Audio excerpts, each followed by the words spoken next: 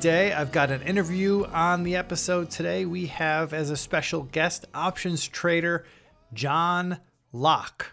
John Locke has made a bit of a name for himself in recent years, educating traders. He's got some strategies that he executes on the indexes. I've heard from people around the trading industry who have mentioned John's name highly favorably. So I did not know John very well. I'd spoken to him once before a couple months ago. But this was really my first opportunity to really drill down and get to know more about John and about his strategies. And I'm fascinated by John because he's succeeding in an area where I failed. He's trading index options and he's employing a delta neutral strategy, selling premium. And this is what I did in SPX for the past year and a half or so. And John fascinates me because he was able to isolate the things in his strategies that I was getting wrong. And had I seen markets and the strategy that I was doing in a way that John sees it, I may have been far more successful in what I was doing. Maybe my wins would have been smaller, but my losses definitely would have been smaller, and that's really the key. Anyway, I wish John is a guy that I had met 2 years ago. Well, I'll have more on John in a minute, but before we get into the interview, I want to update everybody on trades that were put on today and trades that were exited. Unfortunately, I was only able to get out of one trade today, and it was a loser. I had a GLD, that's the gold ETF, put calendar spread on, and I've been rolling short puts against it every week since I put it on. I put this trade on back in January 19th to be exact. A calendar spread is a debit spread. I originally put it on for about 88 cents, and I've been selling weekly calls against it, rolling it ever since, and I was able to whittle my debit down to about $60 on the trade. But today, after the latest short option came off at a nickel, I only had 1 week left in the trade, and I just closed it. There was 7 cents left in that long put. I just closed it out. I was just tired of watching it. So net loss on that trade, $53. That's a bummer. But you know, what has worked on the short side lately? This was a put calendar spread on that had a bearish slant, several dollars below the market when the trade was put on. And it didn't go down. If it doesn't go down, you can't make money on it. I made a defensive roll in XRT. In March, I was short the 42 put as well as the 43 call. But with XRT rising lately and the implied volatility also rising in this stock or in this ETF, I thought, well, I could still collect some more premium. Why don't I roll up the winning side, which was the put side. I rolled up my 42 put to the 43 put, basically creating now a straddle at the 43 strike. I was able to do it for 25 cents. So I added 25 cents to my position. So previously I had a $1.59 credit on the strangle. I now have a $1.84 credit on the 43 straddle. Playing a little defense, keeping my profit target the same if I don't get out sooner due to some portfolio management. The two new trades I put on today were in Nugget and Tesla. Nugget is one of those wild 3x leveraged ETFs in gold, and it was exhibiting some relatively high implied volatility, which is what attracted me to the name in the first place. And, I looked at the chart, and it's been down pretty much since the summer. We had a little rally at the beginning of the year, but the rally looked tired to me. And while I don't like to pick direction very often because I'm not good at it, frankly, I mentioned in a previous episode, I'm no better than a coin flipper. I looked at the chart and it's been up a little bit this year, but in the most cases, it's been trending down since the summer. I thought, well, where are the stocks at right now? I could see this falling a little bit. So I'd like to put on a position where my downside was quite a bit further. My downside break even was quite a bit further than my upside break even. So with the stock trading a little under $12 today, it was 11, I think it was around 11 and a half when I looked at it. I decided I wanted to put on a strangle in April, selling the 12 call on the upside and the 9 put on the downside. But I wasn't comfortable being naked, completely naked on the upside. Anything 3x leveraged scares me. So basically what I put on is a protected strangle. Like I said, I shorted the 9 put and the 12 calls, but I also bought a protective 13 call above the market. So really, I've got a $1 risk on the upside and unlimited to the downside. But of course, the stock can only go to zero, and it's trading $11 right now. I put this whole trade on for $1.08, or because my call spread is $1 wide on the upside, and I collected $1.08 credit. Well, if this thing goes up, I'm not going to lose any money. In fact, I'm going to make 8 cents. I mean, big deal. Who cares? I'm not in this trade to make 8 cents. But the point is, on the upside, I'm protected. Where my real risk is on the downside. And like I said, I shorted the 9 put, but I collected $1.08 in credit. So my break even on this trade is going to be slightly below $8. And that's 25% lower than current prices right now. Now, again, this is a 3x leverage product. So 25% move is really not out of the ordinary or should be completely unexpected, but it still gives me some pretty good comfort. So I'm short the strangle, the 912 strangle, protected with a 13 call. Some people might call this a jade lizard for all you tasty traders out there. And that's my trade there. The other trade I put on was in Tesla. Now, in Tesla's case, I was looking for some positive deltas in my portfolio. It's been a common theme since I started this podcast because the market's been going up, making new highs seemingly every day.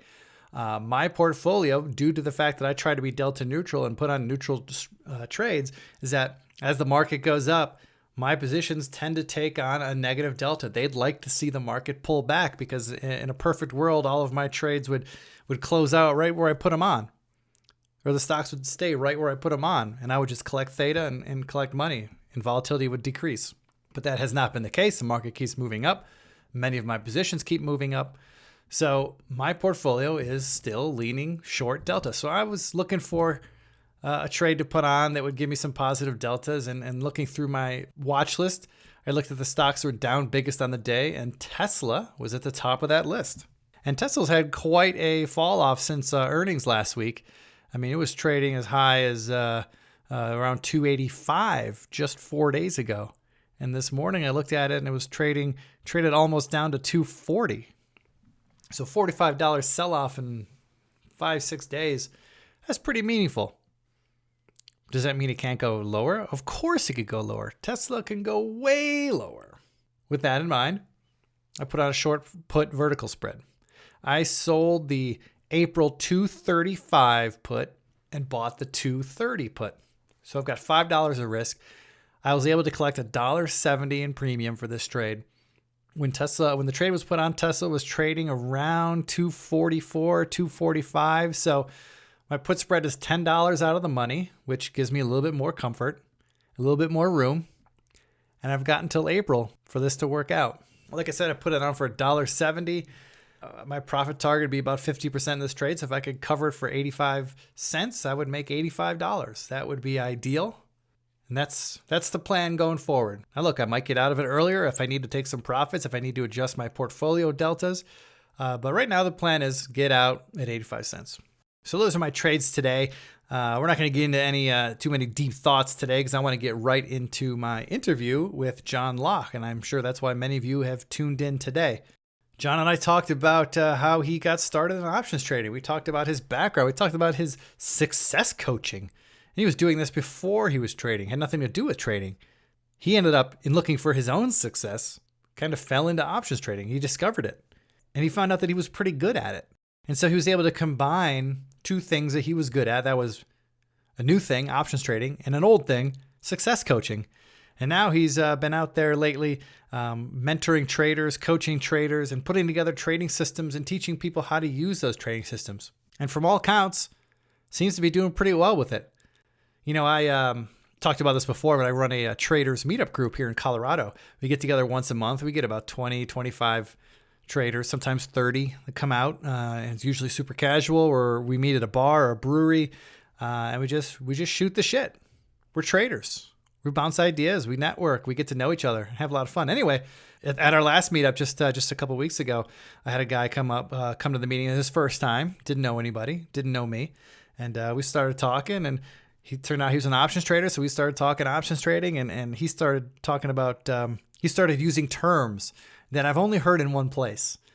Terms like T+0 line, terms like planned capital. And I was like, wait a second. I've heard these terms before. Where have I heard these? And then finally I said to the guy, I said, you must listen to John Locke, don't you?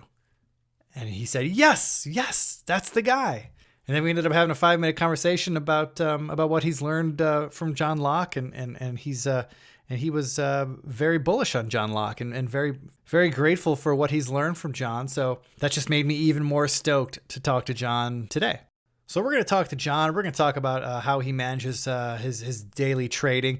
We talk about his focus on the process, and we learn a hilarious anecdote that it is in fact possible to lose more money than you thought in a defined risk trade.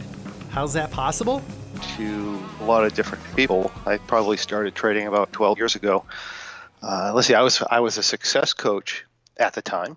And one of the things we do as a success coach is we tell our people that they should not exchange their time for money. And there I was, success coaching people one-on-one, trading my time for money. And which, it's a very rewarding career. And success isn't all about money. You can be extremely successful and not have a whole lot of money, and you can have a lot of money and not be extremely successful, right? But I was lacking in the financial department, and despite being able to get my clients to their success goals, I had a little bit left to be desired there. So, well, John, you know what? Let me interrupt you right there. Sorry to interrupt, but yeah, no, that's fine. Let's explore that a little bit before we even get into options trading. So, success coach. How does somebody become a success coach? I find this fascinating. I'd like to learn more about this. Yeah, well, what we do is, I kind of fell into it, right? I was an entrepreneurial type person since I don't know when, and I had started many businesses, and they were, for the most part, successful, and several of them I actually sold. And after I sold them, I saw a business that was functioning quite well go down the tubes fairly quickly. And I'm like, well, I know everything works, right? What's the deal with that? And I went in and I started realizing at some point that the success of the business was all about the owner's psychology and the way they looked at things. So I started training and working with people, and really started getting into self-development and teaching these people how to think differently so that they could be successful in their businesses. And I just kind of fell into that whole industry. Wow, very interesting. And so you took on clients, and basically, I imagine you had some. I mean, I imagine every case is unique, but you probably had a system or a philosophy that you followed that you applied to each individual case to help them achieve their goals. Would that be a fair statement? Yeah, that's completely fair. We sit down with someone who say, hey, what do you want out of life? And the funny part is a lot of people don't really know. And so we sit down, we spend some time thinking about figuring out what they actually want, and then you just make a game plan to get there. One of the things is it's fairly simple to be successful. It's just extremely challenging in the fact that I would say 95% of the people are walking around not really understanding what they want out of life. And I think once you define that and shave away the things you think you want and you really don't want, that you could become focused, and we just lead people down the path to getting whatever they happen to want out of life. And it's a very personal thing, which is why it's so effective doing one-on-one coaching with these people. Well, I'm jumping ahead here for a sec, but I mean, what you're talking about here certainly applies well to trading and being a trader and running a trading business. You have to have goals. You have to know what you want to achieve, and you have to put plans in place to get there. So certainly, I see the corollaries, and I see how one neatly translated into the other for you. Well, yeah, I mean, you're just like the markets. You can't say I want to be rich, so I'm going to trade, and it doesn't work that way. It's like saying I want to be happy, so I'm going to buy a new car. Yeah, you're happy for 5 minutes, and then it wears off, and then something else is bothering you, right? It's fun. It's funny you say that, because I've been trading since 1998, and I can't tell you how many times I've met complete strangers, and the question always comes up. So, what do you do for a living? And every time that I would tell somebody I'm a trader, they automatically assume that I'm just some wealthy maniac. I mean, well, maybe they're half right on the maniac part, but certainly it's funny that people just say, "Oh, if he's a trader, he must be making lots of money. He must be wealthy," and that's not the case. You don't just become a trader and you're instantly rich or instantly successful. It doesn't work that way. No, it's a very challenging, high performance business where most people don't make it. So you really have to be on your game. Yeah. So knowing that most people don't make it, I'm curious how trading got on your radar. How did that enter your realm? Well, like I said, I like most people, I was looking for a way to make money, and I was, despite being a success coach and talking to people about these principles and helping them get whatever they wanted. It's like they say, the cobbler's shoes always need the most repair sometimes, right? So, Yeah. so there I am, and I have this very rewarding career helping people do things. And the other part, I'm not necessarily all that well off financially, so I'm looking for a way to make money. And I went one of these success seminars, and I come across this Invest Tools seminar, which was being taught at the time by Phil Town. I think it was like 12 or 13 years ago. And if you're in the industry, you probably know both companies. And the guy's a fantastic presenter. He kind of sucked me right into the stock market. And that happens to a lot of us. I know it does. I know. And I ended up buying the programs and going through the programs, and I probably having the same results as most people. You learn all this stuff, and you basically still give money away.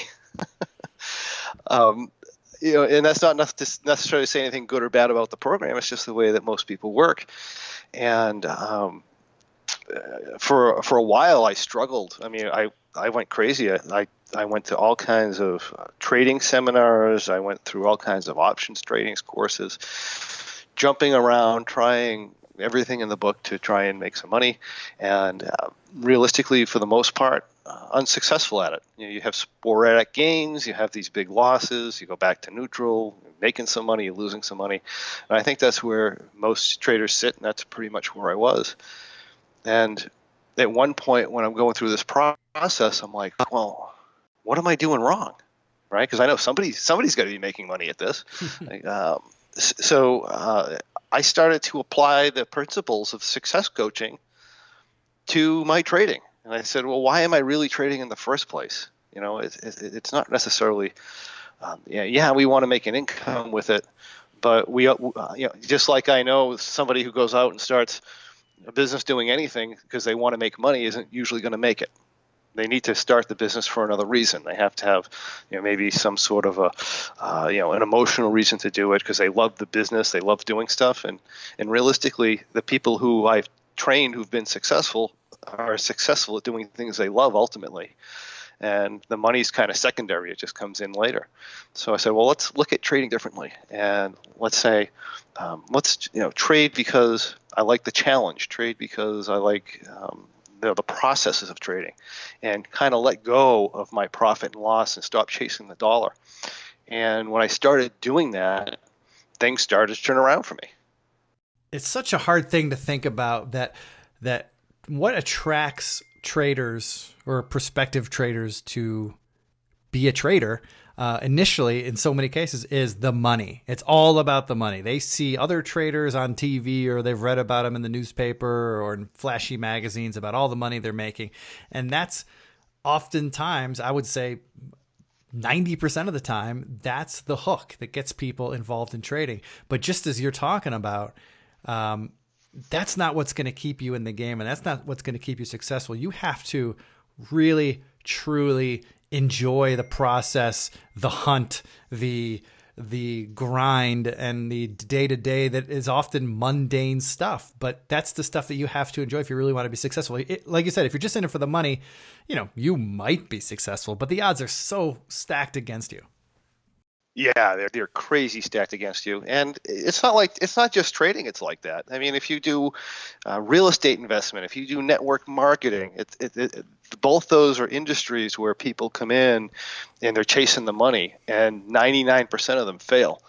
And the reason they fail is because they're coming into the business chasing the money, right? If you love real estate, fine, go be a real estate investor and get rich. But if you're in it just for the money, it just doesn't work out.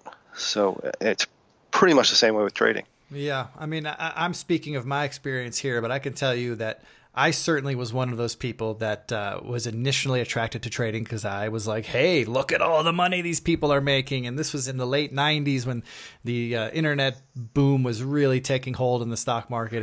And seemingly everybody, every dentist and barber out there with an E-Trade account was making money. So that was certainly my first hook. But I could tell you that my first year and a half trading, I didn't make any money, and it was a struggle. But once I finally figured it out and had a good run and made some real money, I think then I really began to appreciate the other things that make trading a great career, and that was, the freedom, the independence, the challenge, the puzzle, the being your own boss. I mean, those are the things that really started to matter to me, and matter to this day. I mean, I'd be lying if I said I still don't want to make a lot of money, but there's so much more about what we do now that appeals to me and keeps me in the game.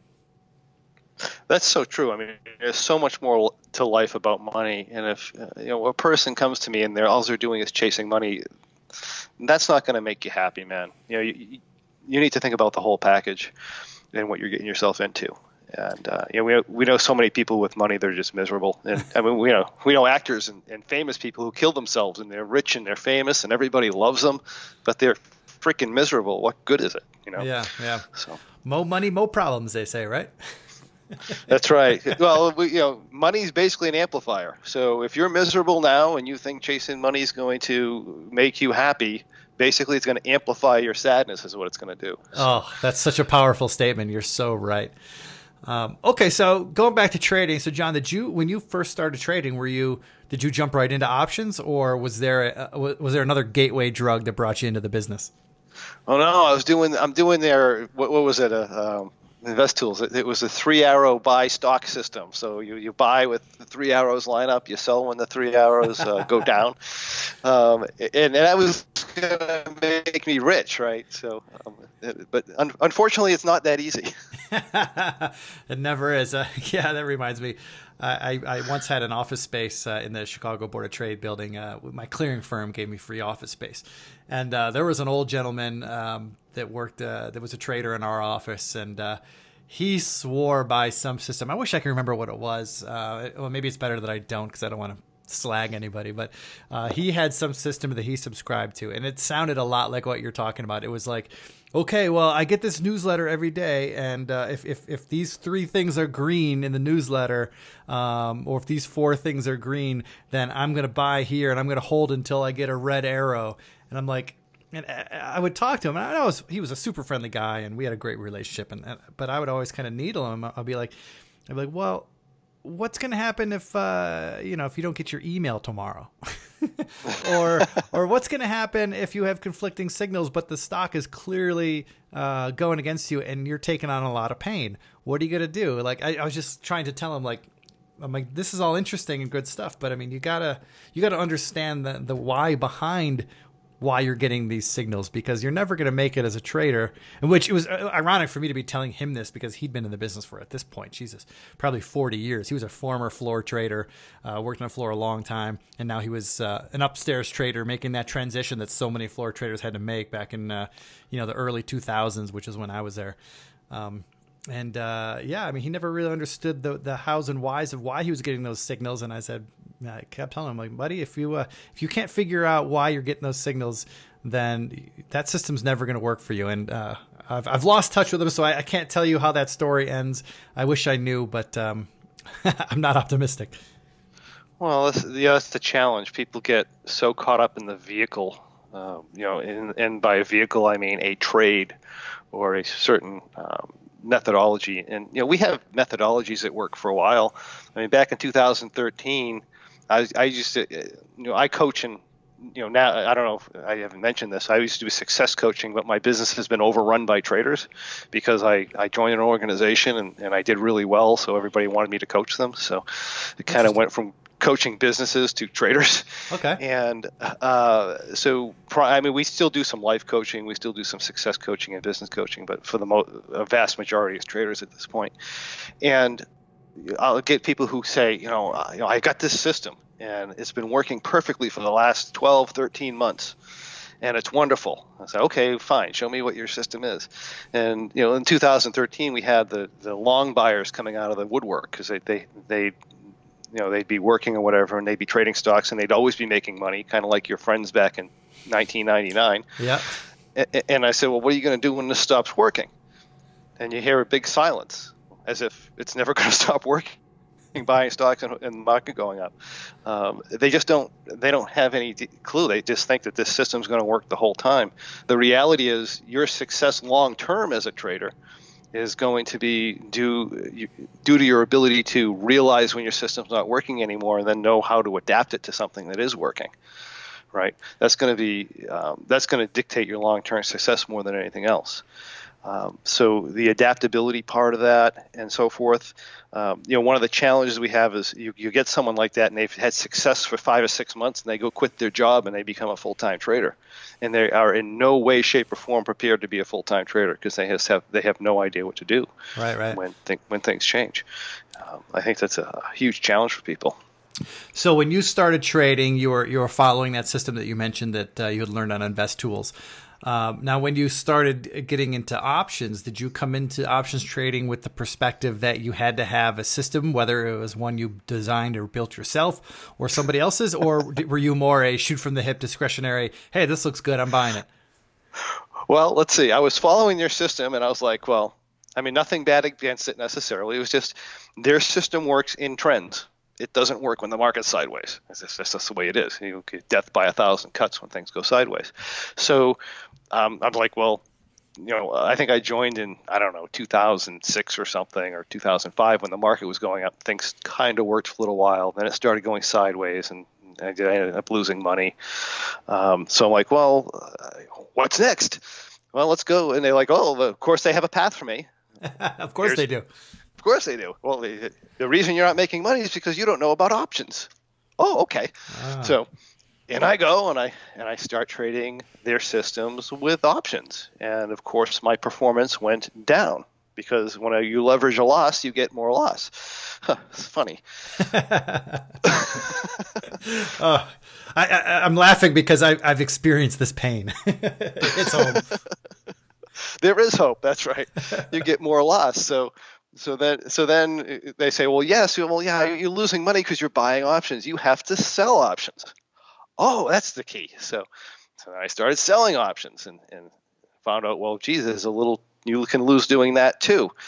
And but anyway, I got into some other organizations that did options training, and they did training for stuff like iron condors and butterflies and stuff like that, if you guys know what that is. And I was still basically breaking even. I was learning a ton, but I wasn't really making any money with any of the things that they were doing. And that's when I said, like I said before, what am I doing wrong?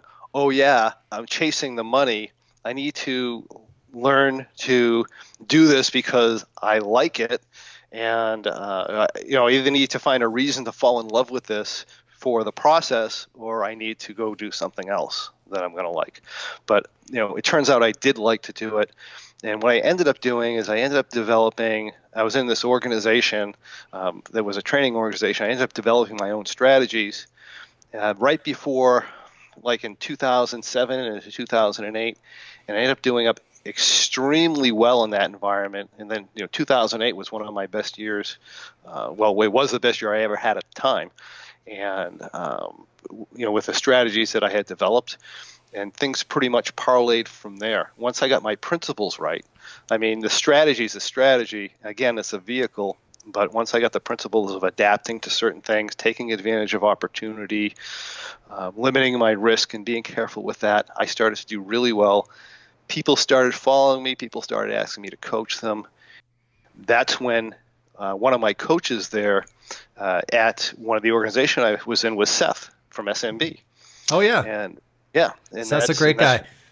He's an awesome guy, and that's where I met him. And I don't think a lot of people in the organization were doing particularly well because the coaches were fairly darn impressed and they wanted to know what the hell I was doing. Right. So now things kind of switched the other way. And I said, well, this is what I'm doing.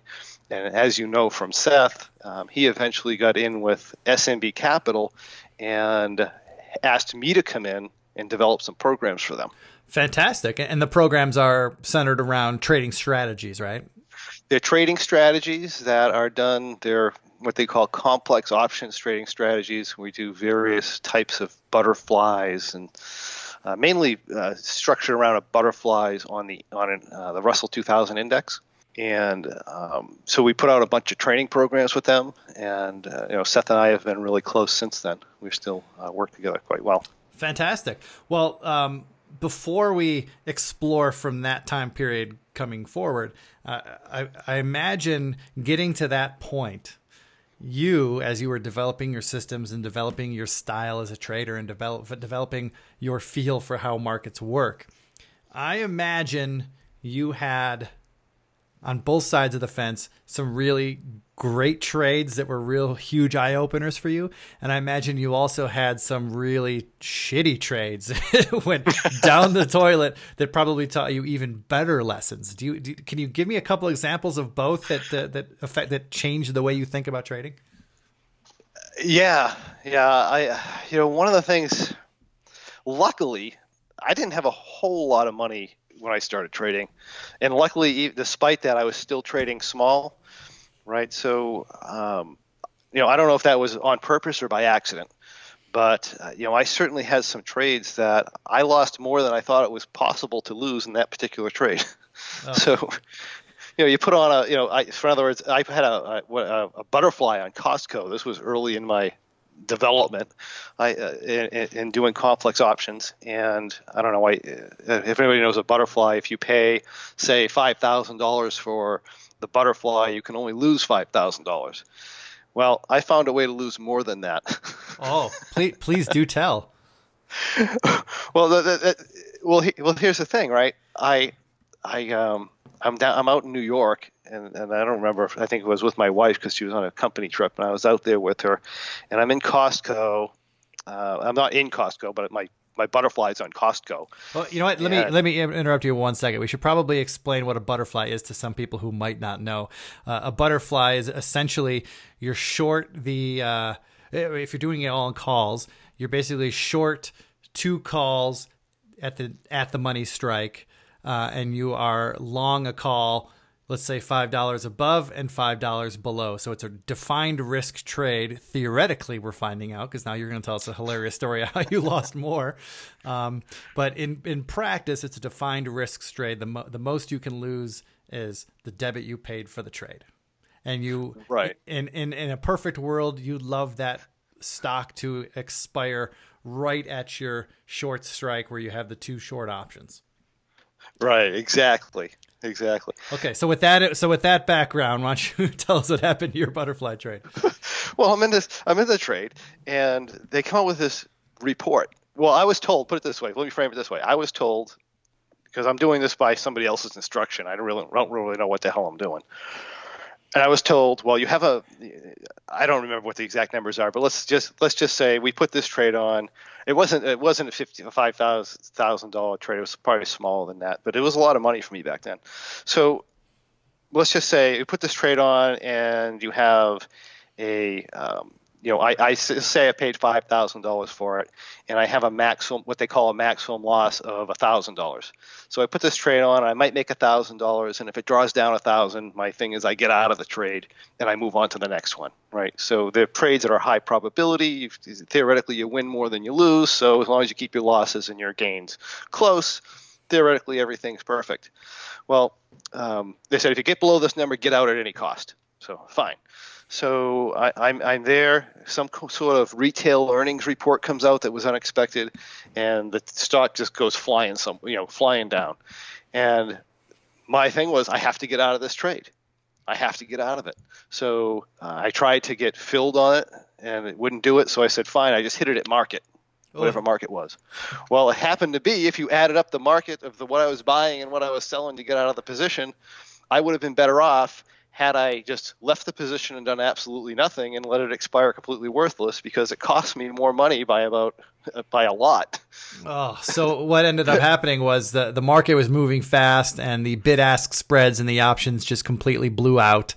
And for instance, a long call that maybe has maybe is worth 30 cents. Well, you might find that the bid was 5 cents and the offer was $1.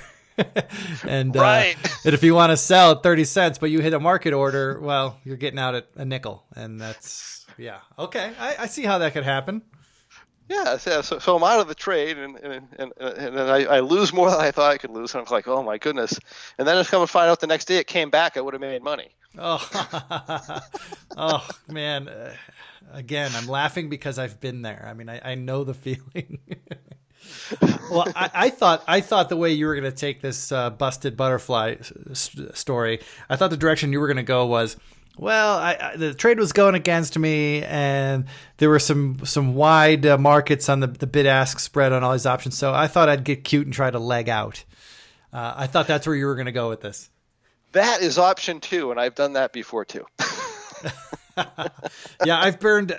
God, I mean, for every one time I've legged in and out of a spread to my benefit, the other 9 times it never works out. So I don't do it anymore. I mean, only in extreme cases will I leg out of spreads. It's just it never works out for me.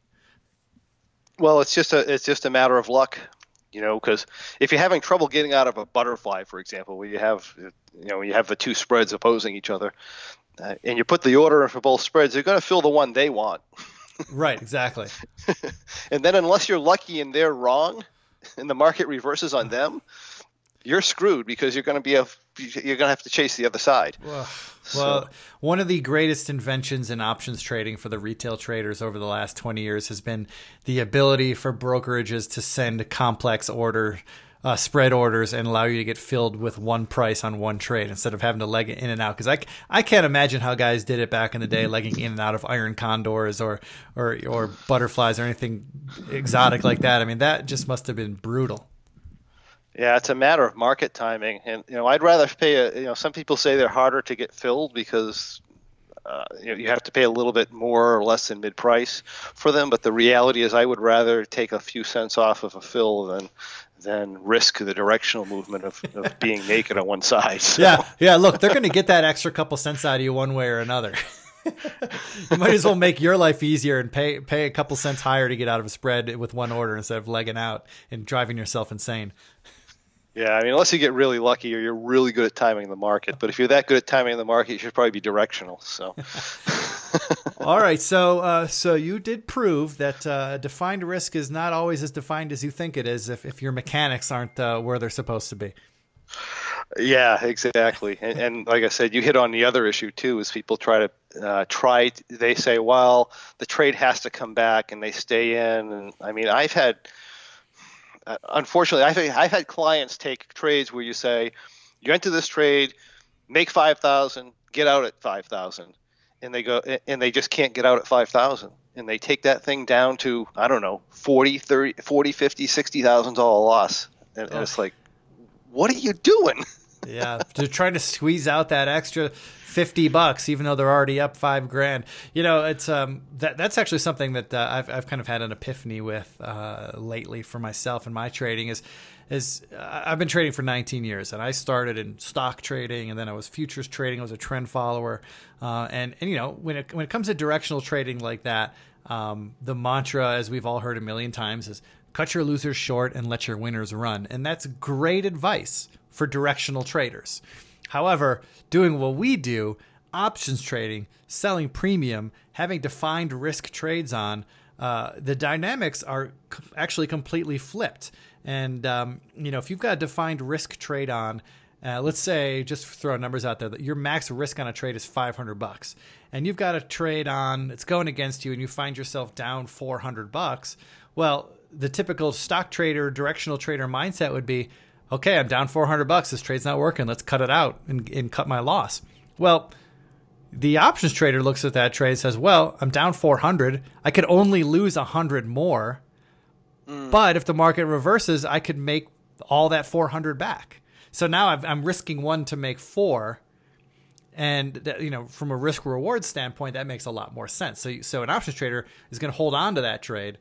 And on the flip side, when he's sitting in a profit, let's go back to that same $5 risk at risk. Maybe put on a vertical spread, and it's a $6 wide vertical spread, and you collected $100 for it, or $1, and things go in your way, and you're up 50 cents on the trade, and it's like, okay, well, I can hold on to this to expiration and try to make that other 50 cents, but am I willing to risk $5.50 to make that extra 50 cents? That math doesn't work for me. So I'm going to take my profit and run and roll it into a new trade. Yeah, it's always a risk reward decision, and that's for sure. But if you're going to let something draw down like that, you have to really, really watch your position size, right? You're not going to, like, if you buy a stock, you might put half your net worth into a stock or something. I don't know. I mean, that would be crazy. But you're going to put a lot of times a huge amount into a stock, where you might, if the things go poorly, maybe the stock will drop 10% or something, and you'll lose 10%. But an options trade like that, you can lose 100%. So you need to make sure that you're position sized properly. Right, and that's it. I mean, you just hit it right there. The magic sauce, or the secret sauce for risk management and options, especially with defined risk trades, is instead of targeting a place where you're gonna stop out of your trade, it's better to just trade smaller and size the position so that if the max risk, if the max loss occurs, well, that's a percentage that you're willing to risk in your portfolio. So whatever that number is, say it's 1%. Say, all right, I'm going to size my position so that if these things all expire worthless and I lose everything, it's only a 1% impact on my portfolio, and that way you don't have to deal with stops and working with stops in the options market is a little tricky anyway. I mean, you can't really put a stop order in like you can for a stock. I mean, if you put a stop order in an option, obviously when you put stop orders in, the prudent thing is to put a limit order in. But with the options market, you might have a hard time getting filled at your price. And the last thing you want to do, as you explained earlier, the last thing you want to do is have a market order go into the market on a spread that you're losing, because you can get crushed on both sides if the spread's wide. Yeah, you have to think about it before you throw that order in, and think about what is my risk really if I stay in the position at this point, and what am I paying to get out of it. So that's a big consideration there. Right. All right. So John, let's talk about today. I know you have a variety of systems that you trade, and you're primarily trading index options, correct? Yeah, correct. Okay. So why don't you, without we don't need to get into the nuts and bolts of how your strategy works, but I am curious to know what a day in the life of John Locke is like. Like what's your daily grind when it comes to the markets? How does your day structured? Give us a little color on that. Well, the fantastic thing about our type of trading is the more you're away from the computer, usually the better you do.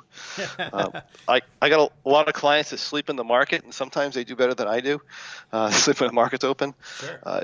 They're longer term, broken wing butterfly strategies. I distract myself. I go play pickleball with the retired people, and nice. do some other stuff.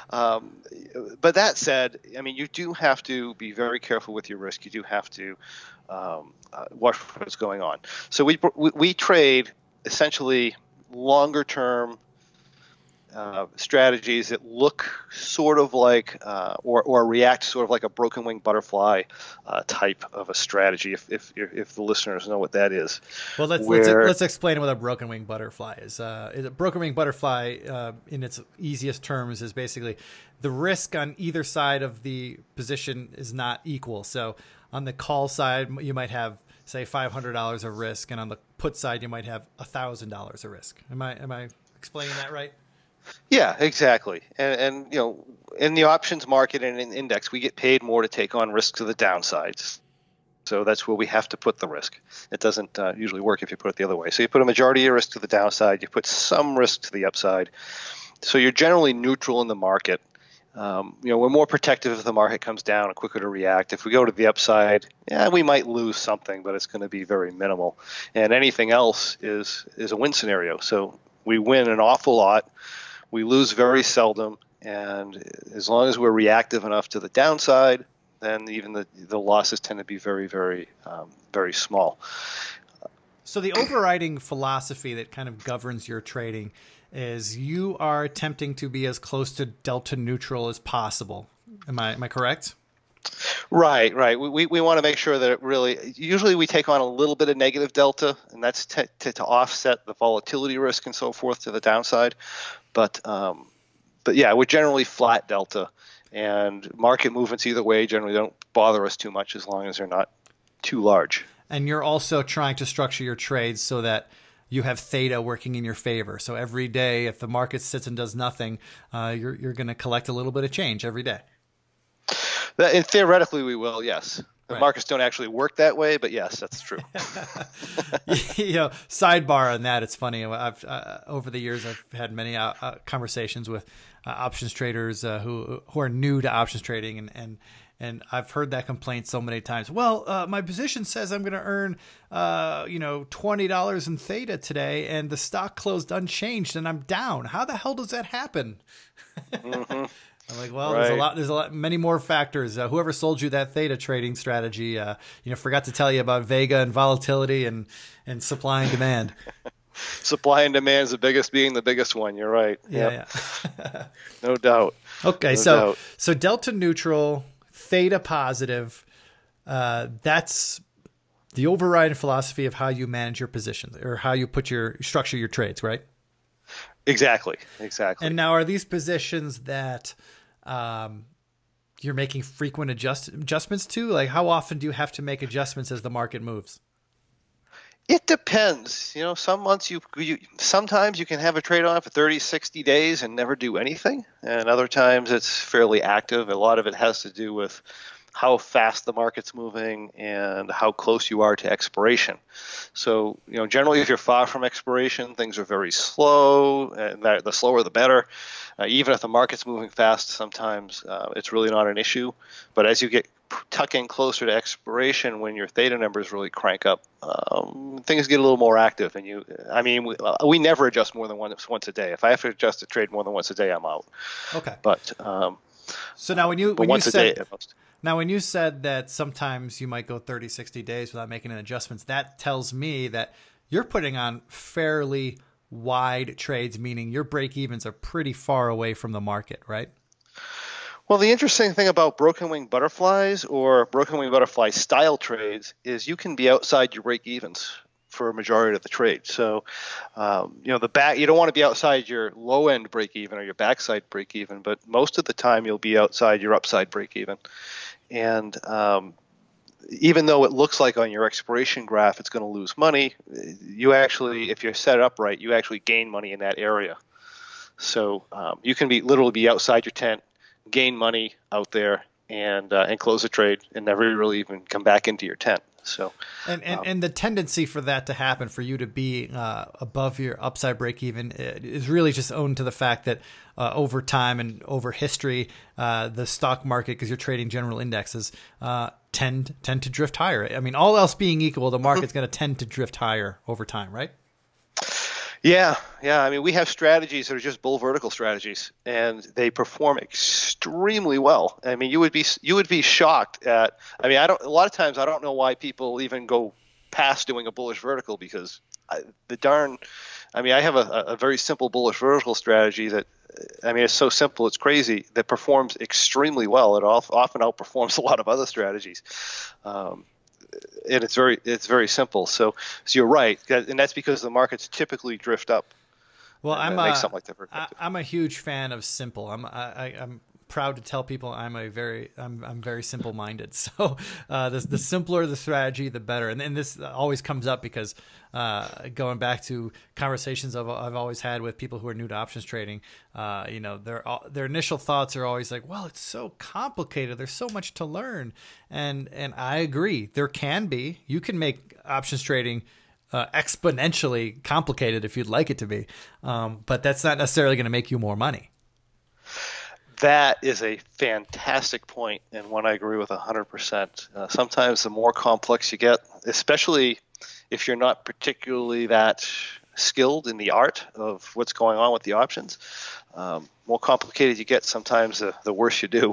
Yeah, absolutely. Okay, so another question I wanted to ask on your strategies you do today. Do you, when you put positions on, do you put them all on at once, or do you kind of leg in? Or do you do like 10 lots and you enter one lot at a time and try to get better prices, or how do you work that? Well, yeah, you're kind of asking about the execution part of things. Yeah, Yeah, I mean, that's always an art, right? sure. And that's one thing. We have mechanical aspects of trading, and you have these rule sets, but then there's an art to it. It's kind of like a race car driver. He knows what speed to go into a corner. There's no way to tell you exactly what speed the speed's going to be. It depends on so many factors. Right? Is the road wet? Is it dry? Is it warm or cold? So it's the same thing here, which we're looking at the prices of the position, and we're trying to make an estimate. Hey, is this a good day to get in, or is this a bad day to get in? We kind of talked about earlier that you'll have a trade with positive 1,000 theta, and theoretically it's supposed to gain $1,000 a day, right?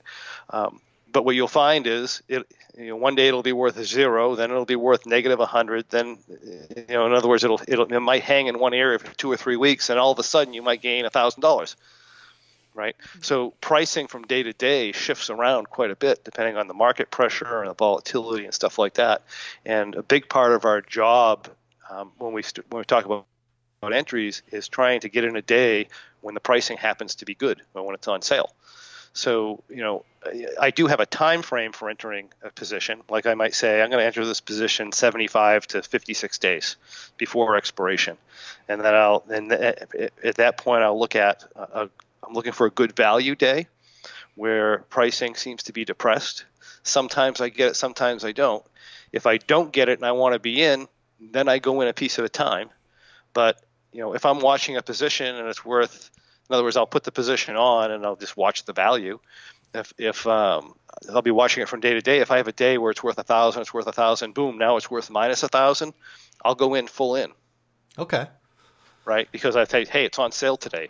For the last 2 weeks, it was supposed to be gaining value, and now it just dropped a whole bunch of money, right? And that's going to happen because people think the market's going to move, which is fine. We can withstand a lot of movement. At least I'm getting paid for it now. So I'll go in full size. But if I have to get in, time's running short and pricing just isn't going my way, I'll usually piece in at a piece, go a little piece at a time, see if we can things come down a little bit later. Great. Yeah, I mean that's something I've been wanting to do with my trading, but I'm kind of, whereas you're trading indexes and putting on big trades in indexes, I'm trading individual stock names and individual ETFs and trying to spread my risk out amongst many underlying. So I don't know the exact number right now, but I think I've got something like 45 positions on, and they're all super small positions. We're talking, 1 lots, 2 lots.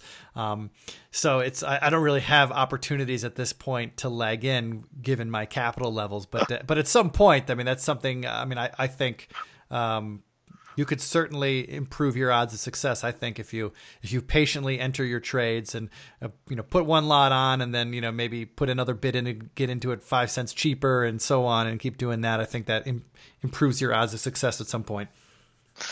Yeah. Well, you can, when you look at our style of trading, we actually have a lot of money at risk, and relative to that, it's not like we buy options and make 3,000%. We sell options, so we take on the risk. We make usually relatively. It's fantastic money if you look at it over a year period, but for the risk you have on at any given time, some directional traders have issues with that. But we have very consistent small amount of money we bring in. But that being the case, execution is very important. Like you could literally take a trade that was a winner and turn it into a loser if you're buying on days when prices are high and you're selling on days when prices are low. Right. It's that sensitive. So you can also take a losing trade and turning it into a significant winner by being careful with your pricing getting in and then watching for that value pop and getting out on that day. Right. So very important. Now somewhat related, when you are in a position and you've been in it for a while. It's working out. It's time to take your profits. When you take your profits and when you're out of that position, do you immediately look to enter into a new position in maybe the next month out, or do you wait because you have a window where you like to enter your positions all the time? Well, a lot of times we overlap stuff. So I'll be coming out of one trade while I'm going into another trade. So I'm looking for low value days to get into trades and high value days to get out. A lot of times when we trade, you exit because you're having a good day. And usually that's not necessarily the best time to enter the next trade. You want to wait till pricing gets depressed again. Right. So so a lot of times we won't enter and exit the same day, although some people do. I have a lot of students who do. I have a lot of students who just go strictly by time. In other words, hey, it's 60 days to expiration. We're going to enter a trade today. Okay. Well, as long as you're consistent, that's okay. Yeah, you're consistent. It works out, and these they do just fine. It's just the question becomes, can I do better if I'm a little bit more careful how I enter and exit? And Sure. the answer is, well, yeah, if you're good at it. Okay. If you're not good at it, you'll do worse, right? Right. I guess my final question as it pertains to your daily trading activity. I imagine you have profit targets on all the positions that you put on. Have you found over time you have a sweet spot where that is? Is it 20% profit? Is it 50% of your max profit? Have you given that any thought, or do you know? Oh, of max profit? Yeah.